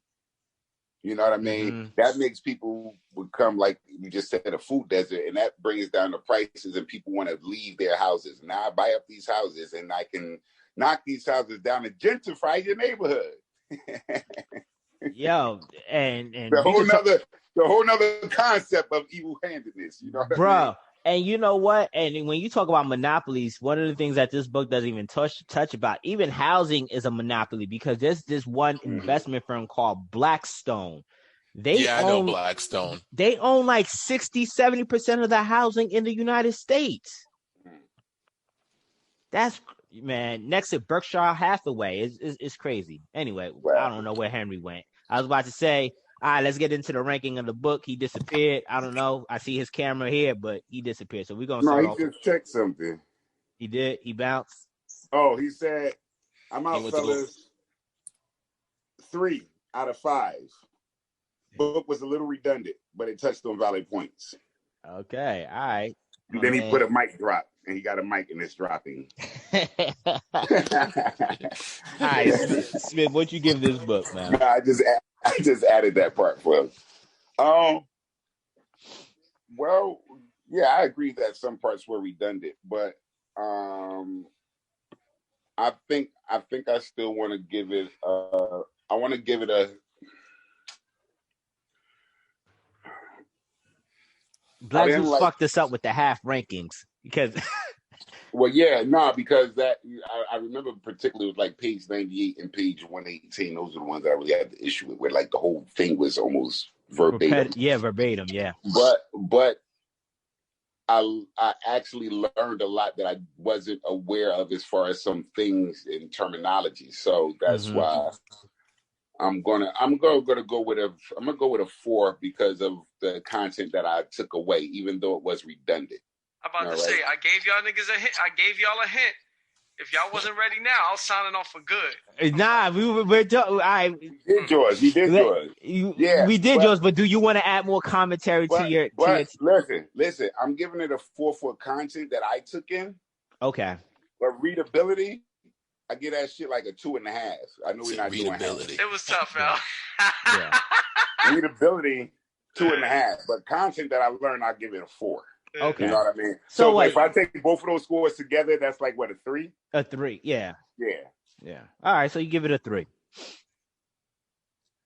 What you got, Black Zeus? Well, I'm fairly decently educated on economics and how the system runs, especially as a business owner and everything. And I think this is a book that any business, especially small business owner, should have in their collection, just to give you a little bit of understanding and context of the business world. I did learn more in depth about how lobbyists work. Now that I understand that a little better, I'm a little bit more wowed. Overall, I do have the same complaint about the, redundantness of some things, but I also understand that sometimes to drill a point home, you have to hit it from different facets. Sometimes, you might hit it from one facet and only one person understands it versus another person only understands it from a completely different facet. So the whole thing is I can kind of understand, like, sometimes you have to be redundant in what you're saying for people to really receive it. Not everybody gets it the same way. So I give it overall 3 out of 5. Yeah. I'm going to basically echo the same thing. I think there was a little bit, like, I get the repetitive or the redundancy in some aspects, but it was a little bit too much for my liking.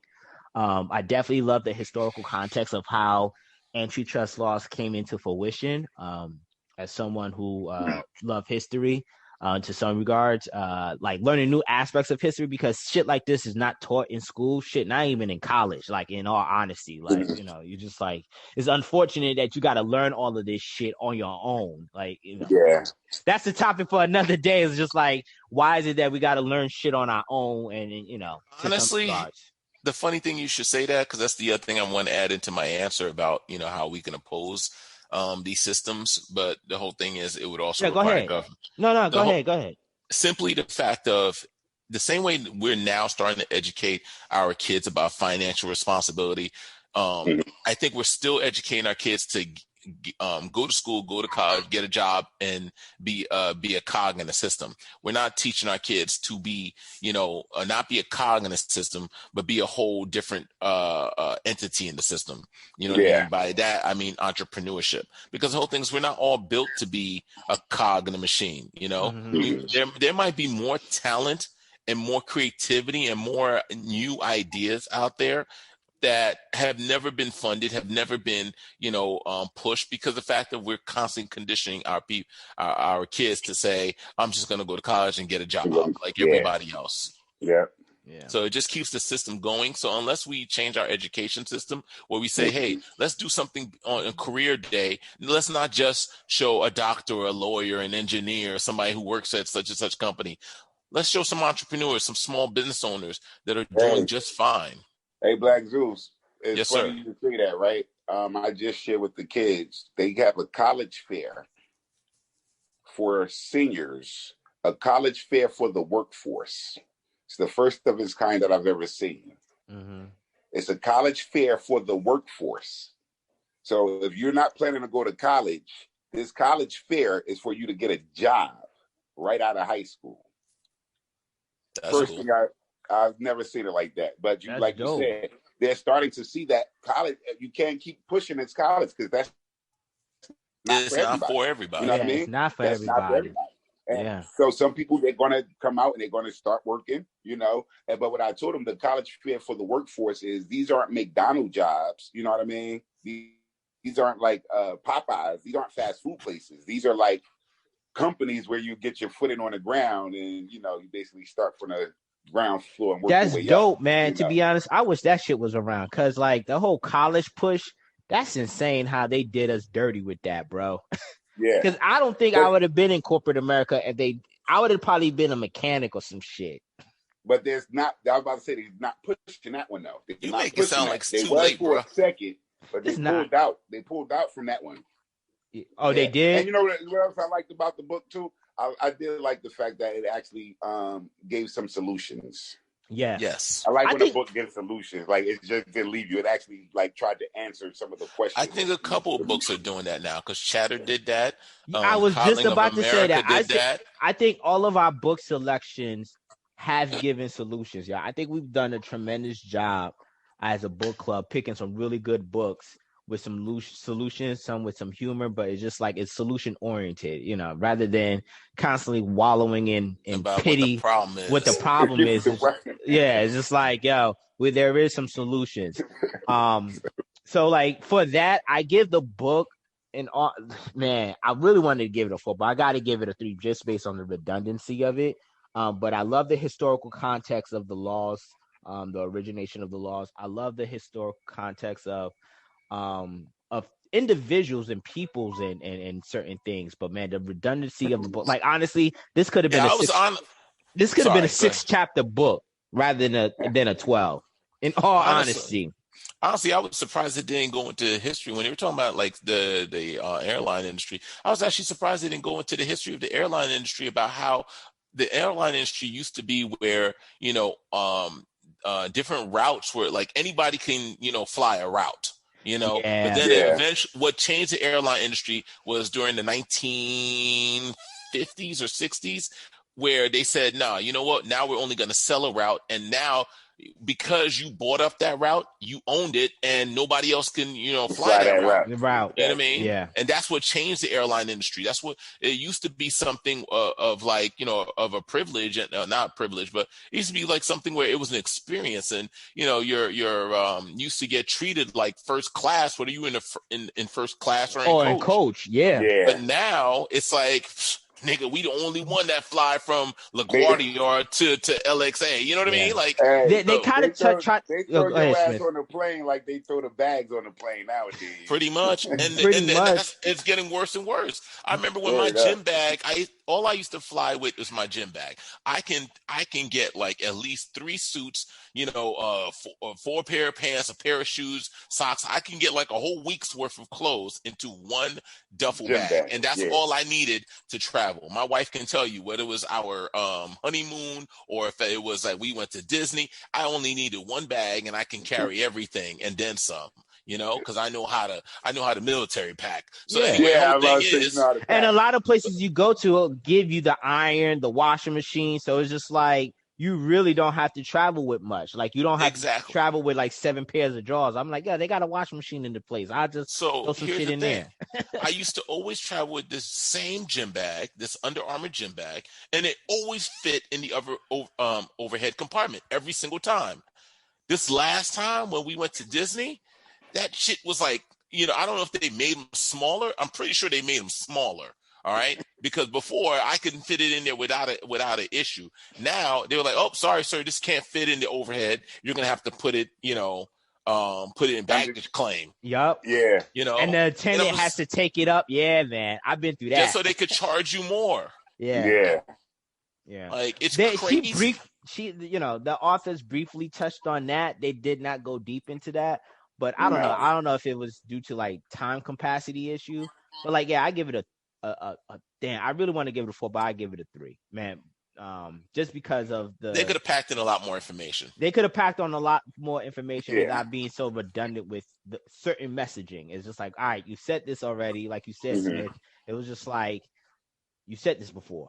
Let's bring something in new and stuff. Bring something else in. Yeah, you could have still talked about the airline, but you could have talked about another part of it. Like you just said, you could have talked about maybe the roots or something. I think they started talking about Warren Buffett and how he never was going to buy airplanes and stock in airplanes, and then he decided to buy stock, and then it's like, One of the things that was actually a good reference. That was a good reference. And I would say this, I'm not gonna lie. I did like the breakdown, the introduction of Buffett and these elites, billionaires. There was another chapter where she brought up Buffett again in regards to how he invests. Makes me about to start looking at my portfolio. I'm about to start investing like this dude, because that's what I was saying. I was thinking it, but I wasn't gonna say it because I didn't want to sound like a hypocrite. I'm like, I see how it's like, you talking about supporting these small businesses, but here you are investing. I'm like, listen, that's my portfolio. That's completely different. I'll invest in these small. My portfolio is a little different than what I'm doing. Like I will patron the small business, but my portfolio. Because for instance, right? I look, man. I don't smoke. I'm against smoking, but I own Altria They pay is a smoking company. They own Philip Morris's and shit, and they pay good dividend. And it's just like it is what it is, man. I'm in the fitness morally industry. conflicted with shit like that, yo. Bruh, I'm in the fitness industry. I still got McDonald's and Coca-Cola stock. I'm sorry. Yeah, I'm about to say I'm not conflicted with that. Listen, ain't nobody pulling up to my gym the way they pulling up to the drive-through. I got to keep it real. That's where the market is going. But that's the change, though. I think that's one of the solutions. Because you're talking about, adding to the clog of the machine. By investing in such companies, are we adding to the clog of the machine? No, we're not. Because here's the thing, our investments can drop off based on the market. If the market decides, hey, we're not going to patron these businesses anymore, the value of your stock drops. Bingo, that's what I was about to say. So we're not. I can invest in McDonald's, but the people who are doing pulling more up to the drive-through, they're the one that's making McDonald's rich. They're really investing in McDonald's every day. You know what I mean? I'm making money off of McDonald's. I'm just putting in a few stocks. I'm putting in some paperwork, and you putting this shit in your system. You know what I mean? So guess what? If you stop eating McDonald's, that goes down, and I take my money away because I'm like, there's no value there. Okay. But I'm not supposed to make money because you want to eat McDonald's? Get the fuck out of here. No, I'm gonna make my money. All right, but how about this though? Do you invest? I remember D.L. Hughley did a great segment on this. He had a segment on Comedy Central, and he was just like, yo, I invest in the private prison industrial system. He was like, yo, if brother's gonna keep going to jail, why not invest it? Now, granted, I don't know if he truly is invested. He said it in such a funny way where you couldn't tell whether or not he was being for real or not. Like, I was just like, it's this mother. But he's just like, yo, it is what it is. So, like, do you do some shit like that? Like, the private industrial prison system locks up brothers, but now your portfolio got XYZ companies that's behind locking up brothers. Listen. Is that wrong? Listen. The motherfucker if I'm putting in my portfolio to lock up the motherfucker that broke into my apartment and stole my stereo system, my TV, and my Super Nintendo, the motherfucker that broke into my car and stole my stereo system, the motherfucker that stole my other car, my Ford Mustang with the drop top, yeah, I will fund that shit. You goddamn right. I want that in my portfolio. Lock that nigga up. Maybe you should just invest in the club. Yeah, then they cut through your steering wheel, bro. Yeah, they cut through your steering wheel. Yeah, I'm just fucking with you. But that's what I'm saying. It's like, yo, I'm not opposed to it. All right, I do feel bad for the innocent brothers who get caught up in the bullshit, though. I never looked at that market. You know what I mean? Like, that's not a market that I ever looked at. And as Black Zeus said, would I be opposed to it? I don't know. I'm a little torn. It's kind of like, and I get the whole prison system, but I still take that prison system back to slavery, and no motherfuckers ain't supposed to be in there and all this shit. But I don't know. I never looked at investing in, like you said, Black and Miles, cigarettes, fucking alcohol, all that shit. Yeah, but I never looked at investing in the prison system. Man, I gotta find that segment, man. I gotta find it because this was years ago. Yeah, find that. All right, yeah, that shit had me dying. He was like, "Yo, I remember. Yo, it was funny as shit." And it was I remember that. Matter of fact, he actually did a little. I think I told y'all when we were reading his book, he had did a little like a comedy / kind of like the way his book was, where it's like, yeah, he was talking about a real issue and trying to be funny about it. He kind of did like a little segment or a documentary on HBO where he was going around to brothers and telling them about the prison system and this, that, and the other, and how they were making money off of them and this, that, and the other. And he also was saying, here, buy some stock in the same prison system. Yeah, so if you don't make money off you, go ahead and make money off of them. Yeah. So it's just like, it's that sort of thing. Do you invest into that sort of system? And he was trying to put the black man on the endangered species list. Yeah. Do you do shit like that? This shit is all fucked up. They got a school to prison pipeline. They're trying to lock up brothers, but you're saying, you know what? I'm going to invest in such and such companies in my portfolio. If brothers going to work for Michael Jordan. The only problem I would have right now would be torn with that is the fact that I'm an educator. That would not, you know what I mean? Yeah. If I was, because I'm real with my students, and if I was to send for my students to say, you know, I teach you all on one end, but I invest in the downfall of the rest of you. That's nope, deep. wrong. See, that's to say like you invest in the downfall is to say that, you know, somebody is setting them up. And that's just not true. No, you got to remember, false. if you're talking about the school to prison pipeline. So in that respect, that's what I would be doing. That's what I'm referring to. I would be investing in their downfall. Yeah, I don't know, because my whole thing is and if you're educating them. But let me just say this, because Michelle Alexander, you know, she wrote a book called The New Jim Crow. I don't know if you guys, I have it. I read it. And she talks about the prison, the school to prison pipeline, and how, and I remember it. And they could identify a urban black kid at kindergarten, whether or not this child is going to have any sort of success or not. And because of that, they know where to set up these new privatized prison systems. And, you know, like, they didn't, like, it exists for a reason. And to what Smith is saying, it hits home. It's just like, you can't say on one breath you want to inspire them to do more, but then you like having to reveal to your kids or your students saying like, I know most of you motherfuckers ain't gonna make it. I got this portfolio that's, you know, paying me dividends because I know most of you motherfuckers ain't gonna make it. That is a conundrum, bruh. So, and you know what? I actually have that book, and I've read that book. And so here's the thing. And I saw the points that she was making.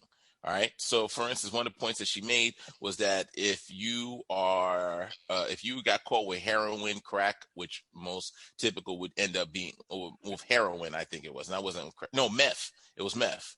If you got caught with meth, you're looking at 3 years. But if you got caught with weed, you're looking at 5 years. Right. So who's more likely to get caught up with weed? Who's a little more likely to get caught up with meth? We already know Caucasian to meth, you know, black to weed. But at the end of the day, they're both illegal. At the end of the day, you still have a choice. You don't have to do either one. You can make a choice not to go down that route. The whole thing is that statistically, and I could see where you're coming with the pipe and everything. Statistically, the more impoverished a neighborhood is, the more likely someone is to go to jail. You could do that in any community, white, black, Indian, Asian, this, that, and the other, in any community. It doesn't have to necessarily be a black community. It's a matter of poverty. When there's less resources and more people, you're always going to have that issue. It's one of the main issues why the education system in Newark, East Orange, Irvington, they have issues because they have overpopulation for the schools. The schools only made to hold, let's say the schools made to hold 200 students, but there's 300, 400 students going there. And you can't expect a teacher like, Smith, no matter how good he is, to give the same quality of education to 30 kids that he can give to 15. It's not fair to him. It's not fair to the system. It's not fair to say that, it's just set up that way. It's the fact that you have to also look at the fact of poor people tend to have, a lot more kids than those that are in better situations because they're not being socially responsible. They're not saying to themselves, I'm going to have 1 or 2 kids when I'm ready to. All right. If you look at child support, 50% of child support, 50% of these dudes, like I showed you the statistics, are that these guys are making $25,000 or less. And guess why? You know why it's 50%? It's because most of these guys are getting these chicks pregnant at like 19 to 25 years old. How much money do you think they're going to make? So the whole system, there is a part of the system that's going to hurt you, but there's a certain part of you have to have social responsibility for yourself and make better decisions for yourself so that you do not become a victim of the system. All right. There has to be some self-accountability. And the whole thing is, if we're educating our kids and we're trying to keep them off of that path, we're trying to keep them a little bit smarter, a little bit better, tell them that they have other options. Instead of telling them they're going to be a victim to the system, we can change their direction. But as long as we're constantly telling them you're destined to fail and that the system is set up against you, they're going to believe that shit. Yeah, I get that. Program them for that. I get that. But go ahead, Smith. But I get all that, but as a teacher, I don't feel as though I could invest in still investing in their downfall because that's what I'm investing in. I hear what you're saying. But let's say no that's one. what I see it as, and there's that's how I see it as a teacher. That's how I see it. There's no in between of that, because again, I'm trying to educate you to be better, but at the end of the day, I'm investing. I'm putting a safety net in. I'm doing a golden parachute on your ass and saying, I don't know if it's a golden parachute over your ass. But when it's all gets shaken up, you motherfuckers that's going to fall and spill out, those are the motherfuckers that I'm catching. So that's where I'm putting my investment. I don't think that shit is cool to stand in front of students and say, you know what, not only am I investing on your downfall, but I'm investing in your parents' downfall and your brother's downfall. It's just the issue that I got with this shit. You know what I mean? And I understand that point. Yeah. I understand that point. But the whole thing is, here's my thing. It's like, at what point are you saying to them, like, listen, your parents have to make better decisions. You have to make better decisions so that there is no downfall. Because at the end of the day, the prisons are still going to get built, whether it's being built in Rahway or built in, in Newark, or if it's built, like in South Jersey, it's still going to get built because crime is still going to exist.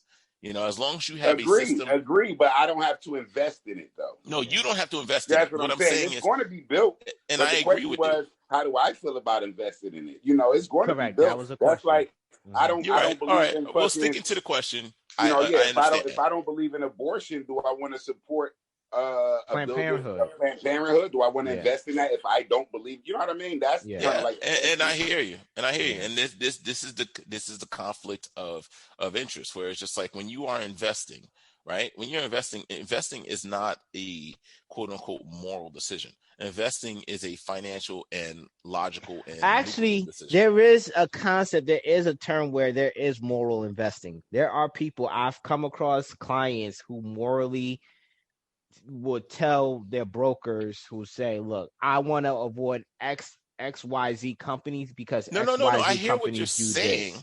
Yeah, I'm hearing what you're saying. I'm not saying that it doesn't exist. Yeah. What I'm saying is the fact of, for instance, I can and invest. It's admirable when I see clients like that, though. I'm not going to front, but because they're probably in a position to do so. They're in a position to do so. They're in a position to go deeper with that. If you're in a position to carry the moral high ground, if you notice when you look at so for instance, I'll give you an example, not to throw somebody underneath the bus, but I know someone who basically, when her son died from opium, she said, "Oh, must be a white client." Oh, I'm not gonna say, but I'm gonna say when her son died of opium, she said, and as many people in her I'll say tax bracket will say, "Oh, my child had a sickness, had an illness." Oh, definitely a white client.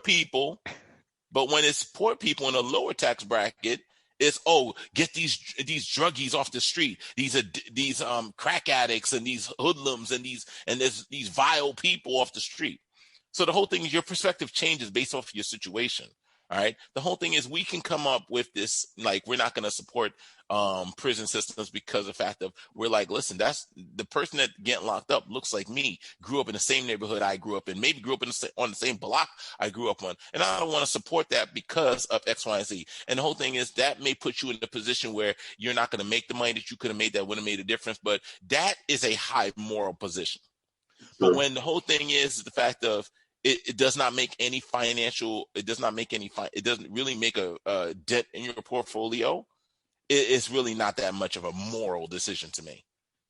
It's not that much of a moral decision. You know what? And I think you might be onto something with that. It's just like when you're someone who's trying to gain a stable financial, setting for yourself, you don't have that luxury of not investing in X, Y, and Z, or choosing to avoid to X, Y, and Z. You're just trying to make whatever is the best financial decision. It's only people who are of transcendent, affluent classes that could, have the luxury of making those sort of choices. Exactly. Choices are not provided. They don't know. Other people have the luxury of making those choices. Like, you can still have you can have a moral compass, man. Everything for everybody. But for instance, everything for everybody, the end offer, everything for everybody is not always money. That's true. It's not necessarily money. The end offer for everybody is not always money. You are absolutely right. But here's the difference, right? Some people actually do have a moral compass, and even if it's not making a big stain because I'm not as influenced as somebody else, I still know morally it's wrong for me to do. You know what I mean? I don't want to invest in something that I know you got child labor, you like children working in your factories and shit. Like I don't want to do that. I don't want to invest in something where I know you got monkeys climbing the trees to get the fucking coconuts. I don't want to invest in your cocoa water. I hear what you're saying. Right? It's still people that can just have a moral compass. Yes, you can. Absolutely. But what about when the moral compass is between, so for instance, I remember, I want to say about 5-6 years ago, there was this thing on Facebook about this dude who basically robbed the bank because his daughter, his young daughter, who might have been like 10 or 12 years old, needed to have surgery for something or she would die, And basically, he saw an opportunity to steal one of those bags of money that the armed guards are bringing into the bank, and he went for it. And people, he got caught. But the whole thing is like, people are like, is he a hero or a thug? And some people are like, he's a thug. And some people said he was a hero. You know what I mean? And the whole thing is, it's like, where's your moral compass when you are in destitute? All right. The whole thing is easy to be moral. So if you ever looked at Maslow's hierarchy of needs, right? If you're familiar with psychology, in Maslow's hierarchy of needs, morality is more closer to the top of that pyramid. At the very bottom is food, clothing, shelter, sex, stability, safety. There's so many more layers before you can get to morality. And the whole thing is, it kind of perplexes me how people speak of morality as if like it's just universal. Like even if you're fucking starving, you're not going to steal that piece of bread in front of you to eat, to survive. Like that's to me, that is morality. No, that you're right. You're right. To me, that is morality. When it means the fact of, hey, you stealing that piece of bread could mean the difference between whether you go hungry or not tonight. And you say, you know what, I'm not going to steal because it's not right. That is morality. Yeah. When your belly is full, when your belly is full, and you're saying I'm better than that, I don't know. No, Black Zeus, if your moral is to I don't steal, and that's your moral, and you don't break that for anything. So that's the difference. That's a different scenario. If my moral is to not steal, I don't break that for anything, right? Now you're saying, but what if you're hungry? My moral is to not steal. So I'm going to go without that food and I'm going to find a way to eat because that's my moral. You know what I mean? That's what I govern myself by. So even though I'm agreeing with you. Check it out. Even though I'm homeless and I'm on the street, I still have morals about myself. I agree with you. Would not do. No, you're not hearing me. I agree with you. Mm-hmm. If you're that person that's hungry and you decide not to steal that bread, I salute you. That is truly an ethic and moral decision. But when you're someone with a full belly talking about you're not gonna steal the bread, I don't see how you're so high on your. I think Black Zeus' argument is it's always easy for people who are wealthy to make those sort of moral decisions, moral investing decisions versus to someone who's not as in the same economic bracket where it's just like they got to make what's the best decision. And a lot of times the best decision might be investing in such company that might compromise your moral. Yeah, exactly. Moral ethics. Yeah, I just I agree. No, I agree with that. And that's all I was saying. And even when you talk about the money, is the money and the morals are going to be different in that respect also, because the people that you're talking about investing, and I show morality investing into something that I don't necessarily believe in so I can make more money. Those are people who are in a different walk of life because I'm already in a position to invest some money. Yeah. You know what I mean? That's a whole nother person. That is true because according to this book, a lot of motherfuckers ain't investing because motherfuckers ain't got money to invest. Motherfuckers ain't got $10,000 saved. Like motherfuckers ain't got money to invest. So that's a whole nother person anyway. You know what I mean? Yo, did you guys get